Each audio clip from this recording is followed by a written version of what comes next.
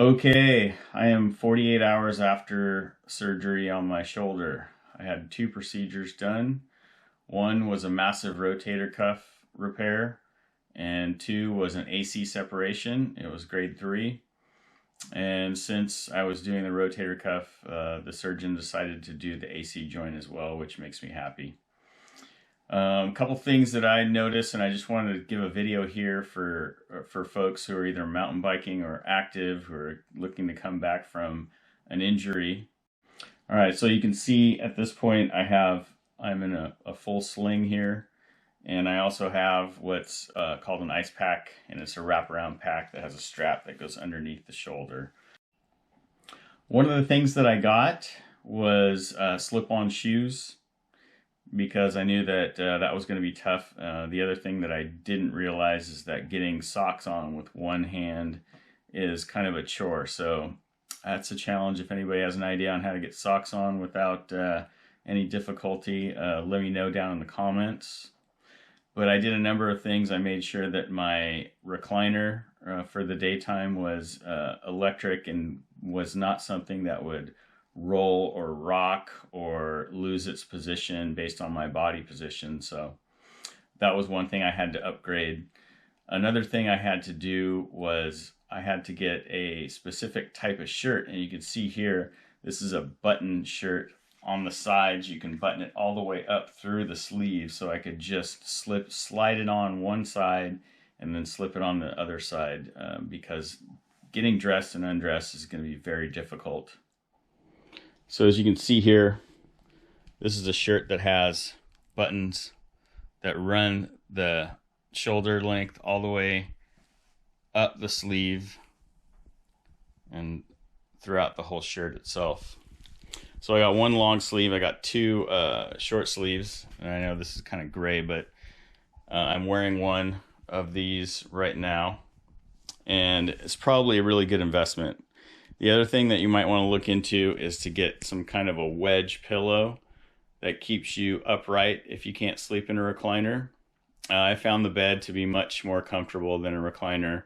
I can move around a little bit, and I can actually sleep on my non-surgical side, my right side, and then have my surgical side sitting up.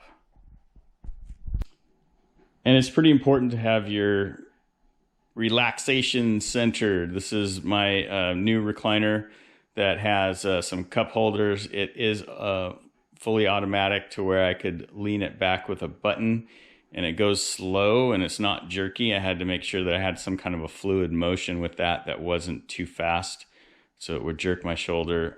Got obviously some of the necessaries here: your water, your remotes, my iPad there. One thing I didn't realize was that flossing my teeth was not an option with two hands, so I had to go ahead and get these little tools here. And that's one thing that I didn't think about, that I thought about afterwards. So that is something you're probably going to want to load up on, some of that stuff, if you take care of your teeth. Take care of your teeth, everyone. Let's talk about pain management. I don't like pain medication, and I don't like the way it makes me feel. However, it's necessary with the kind of ache and pain, since I had two procedures done.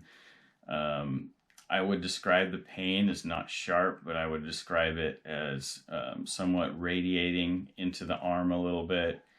Very dull, achy, which is very uncomfortable. It's kind of an interesting sensation, but just think of a sore and achy situation. And the evening time, I think that, the pain, kind of goes up and down over time. So what I found that is, if you start to get into that achy zone, stand up, move around a little bit. And then also, my surgeon also said I can undo my strap and hold my hand and support it on the way down, so that I can just kind of loosen that elbow up a little bit, and that will change things a little bit for you as well if you find you're in some discomfort. All right, let's talk about meds a little bit.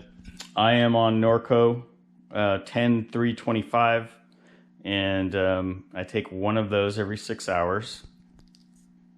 And I also have a 800 milligram Motrin for anti-inflammatory. So you're gonna have pain meds and an anti-inflammatory that works for you, prescribed by your doctor. And then I'm also making sure that I get some vitamins. I'm also making sure that I'm taking a stool softener, because a lot of folks, when they're on the narcotics, will back up. And that seems to have helped. I haven't had any problem. Another thing, footwear. This is in wintertime for me, so it's a little cold. So I have some wool blend socks. I think those are great if you want to walk around with socks or relax with socks. Wool's a really good option. And then obviously to have some kind of a slip-on shoe is really easy, because you can't reach down and pull your shoes on so easily. One of the things I like about this particular ice pack is it's easily removable. You throw it back into the freezer, and then every hour, I've got my phone set for every hour to give me an alert. I go into the freezer, get my pack, time it on the microwave for 20 minutes. When that dings, I go ahead and put it back. So pretty much you're gonna have 20 minutes of ice and then 40 minutes outside of ice, and just continue that. And it says for the first 72 hours, I'm gonna do that. So this is an integrated sling. My surgeon wants my arm as close to the body as possible, so no pillows involved. This is a sling that I have with a block, and it's supposed to be designed to where your arm is sitting here, and it kind of pushes that arm out a little bit. So not in my case, but I do use the block underneath and make sure it's tight around the waist here, because it actually leans on it and gives it a little bit of extra support, and I've found that that's been very helpful.